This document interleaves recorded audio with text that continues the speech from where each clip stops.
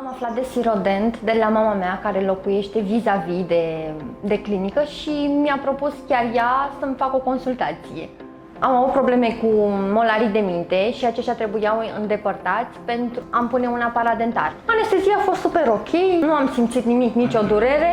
După recuperare am venit la cabinetul domnului dr. Adela Bud pentru a-mi îndepărta firele de sutură și am urmat planul pentru tratamentul ortodontic. Domnul dr. Adela Bud mi-a propus să-mi pun aparat dentar. Sunt foarte mulțumită de rezultate, rezultatele sunt excepționale. Sinceră să fiu, nu mă așteptam ca într-un timp atât de scurt să am rezultatele mult dorite. Totdeauna am avut un complex legat de zâmbetul meu pentru că nu era perfect, dinții nu erau albi, eram oarecum complexată, mi era jenă să zâmbesc și nu eram eu. De când port aparatul dentar sunt foarte fericită și mă simt mult mai frumoasă și aș recomanda tuturor femeilor și de ce nu și bărbaților să investească în zâmbetul lor.